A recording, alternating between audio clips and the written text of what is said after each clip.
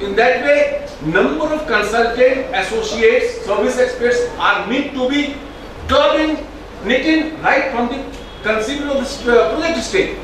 Then how to fix the responsibility? Who is going to do what? How you are going to coordinate?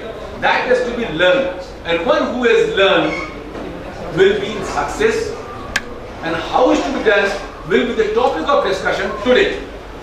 I'll just go through and make you aware what is going at the national level. You see, in all around the world,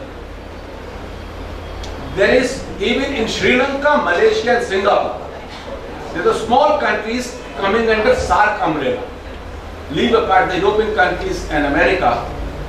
There is a system, once you are enrolled in a statutory body as an architect, that doesn't give right to practice.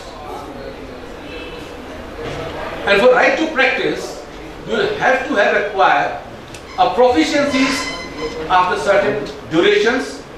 You have to undergo the examinations to increase your level of knowledge, the latest income in the market, whereas in India it is not in the practice right now. But to meet the global requirement, the Council of Architecture is working on that. The Council of Architecture has already written a letter to Government of India, Ministry of HRD, and Ministry of HRD has replied to it. It's a short letter. I would like to go through it. It's a conduct of professional examinations by COA before granting registration as an architect proposal. There is a letter written by the Director Technical and Deputy Secretary, Ministry of HRD, to the Council in response to the Council make-up report. I am directed to refer your letter number such and such on the subject mentioned above, and to say that the matter has been examined in consultation with various stakeholders. The following points need to be considered in the matter before arriving at a decision. First, how the proposed scheme is going to benefit the society at large when the BR degree are granted to the students after passing the examination conduct on the basis of instructions imparted to them as per the minimum standards of architectural education prepared by Council of Architecture. Introduction of proposed scheme will require certain amendments in the Act, including the schedule, which is also part of the Act. Institutions and universities granting BR degrees will feel that their value has been downgraded because degrees awarded by them will again be subjected to another test, that is a professional examination by COA. This aspect is also to be taken into consideration. In the view of the work, it is requested to prepare the modalities and bring the paper.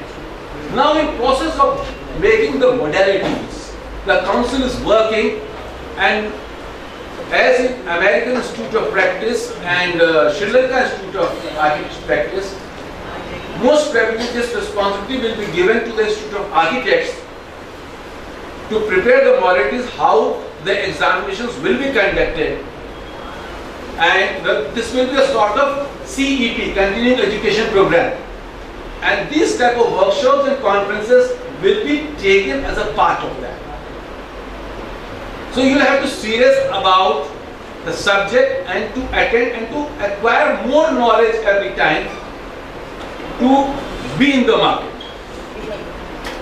Now in Council of Architecture, you see at present 118 misconduct complaints are there.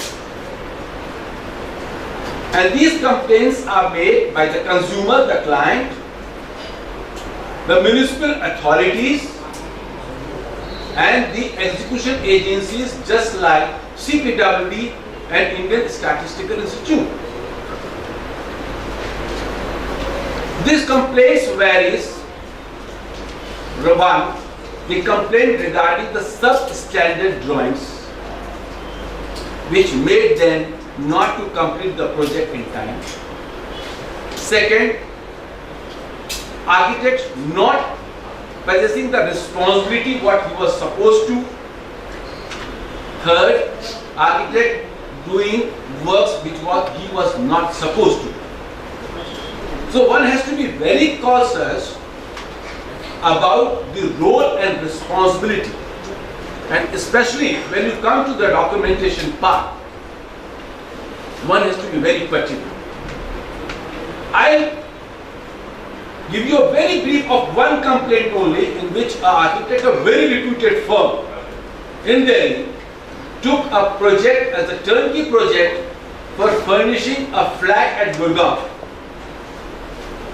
The agreement was there, the estimates were there, the time period was 4 months.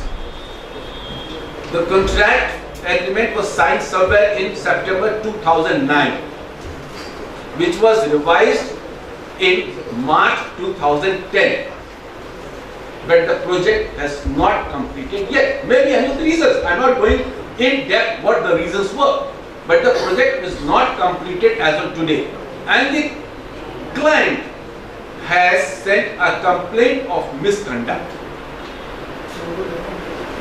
At prima facie, the respondent, the architect, has submitted his response against the complaint, and it seems that it is a difference of opinion on the contractual element.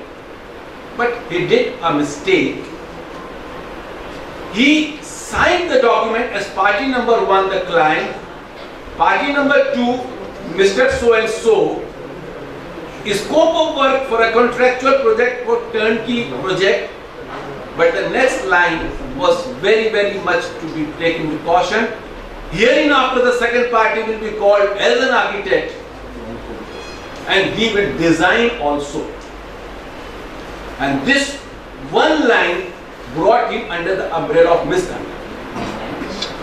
If you are working as an architect, please be sure in papers you are an architect. If you want to do as a contractor, do. But don't mention yourself as an architect of the project. Very well you can do executor, but don't mention yourself as an architect or a designer of the project. Because in present day, there are more avenues of working. One is working as in real estate also, one is working as a designer also, one is working as an architect also, one is working as a valuers also. There are so many arenas, venues open for a practice nowadays. But you will have to ensure yourself what you are working and what it has been mentioned in document. Without documentation, you will be in hardship to prove yourself innocency or what was your responsibility. After coming to this, to the notice of council, 13 companies have been debarred having right to practice in India. But you may come across such type of experience. In Bhopal also, there were 2 or 3 meetings in which British High Commission invited some persons. The German High Commissioners also came. They take you as employee or you see as a director and form a company there. For all purpose, you are responsible. But fees is taken by somebody else. Responsibility lies on you. And your responsibility lies for a period of more than 10 years, because again in architecture, as you are aware of the word of defects liability periods, it is still a matter of debate in legal world in architecture. What is the period of liability for an architect after completing the project? So I congratulate IIM Bhopal Center for taking portfolio development and work management. I am sure you all will be going through. I will now give you an overview of the way we plan to conduct the rest of the proceedings. We have, as of now, we have 4 speakers with us, and we have architect Vinay Srivastava with us. And in the first step, we'll have architect Nakul Dhagat with us. So we will have a short round of question and answers wherein you can pose questions based on their presentations. Then we will take a short break, and then in the second half we will have presentations from architect Vipin Chauhan and architect Rakesh Kushwaha.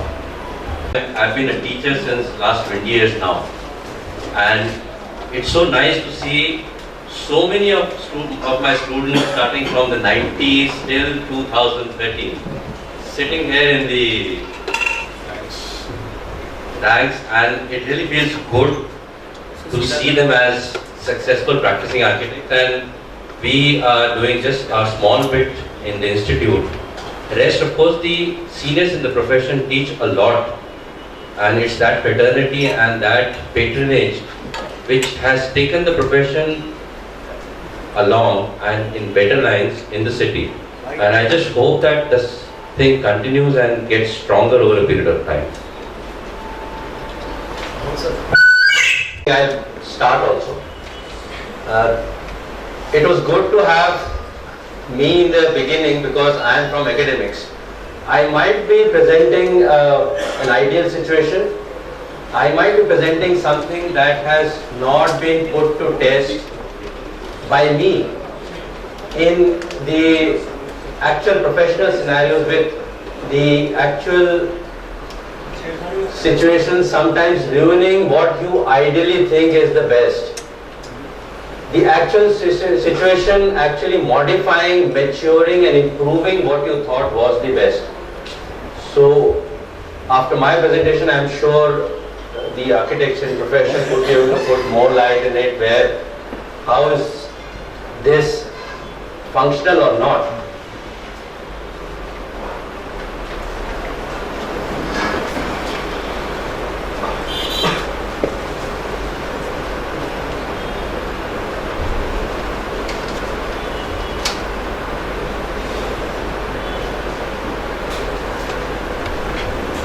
I just changed the name today itself, straight away calling it CAD manual. I will be talking about CAD manual. And few facts which I would like to go through very fast. I am not going to talk about software, any software, because I am not an expert on that. I am not really into it. I am seeing this as an observer and as an outsider. I also had a chance recently in 2 years, in 2007 to 9, to actually work in a scenario where I could see people using these systems, and they seem to be working. And my assumption is not that this thing does not happen here. I'm just reiterating a point, I'm just strengthening a point, especially those who are into academics and those who will begin their practice soon might need to know the importance of this thing, which many of the senior architects in the town might be having as a very formalized process. And this, of course, is more to do with the design development stage and the documentation stage, which is one of the longest in the total design process. So we'll be going through that. And we all know that software is a great help in documentation and visualization. We have seen that in managing information, how we manage our information which is there in the form of drawings, minimizing duplication of tasks, and of course easy access and storage of data. Process of learning software in our scenario has been not very streamlined. In the institute, we are not able to teach a software completely. We are just able to introduce a software to a student and make him understand the basic commands. But we are not able to simulate some of the very important day-to-day situations which professionals feel. Something like the deadlines. The deadlines that we give to the students are very much different from the deadlines which an office gives to an architect. We give a deadline of something that is for say 2 weeks or a month's time, and a boss in the office might give 2 hours or 3 hours of time to do the same task. So these deadlines cannot be simulated in the institute. We have I'm using the word many times erratic time schedule. I'm not saying it is from the point of done by the architect.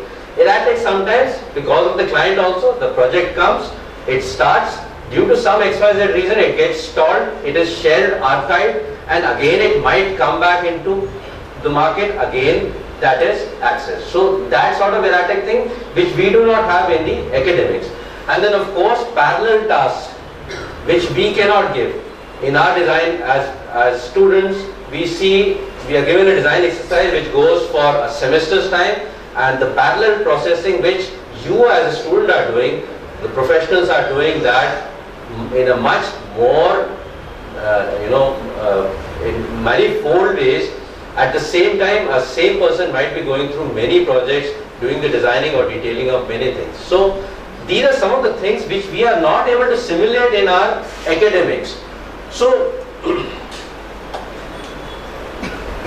the feel will definitely come only when a person goes into the project, into an office.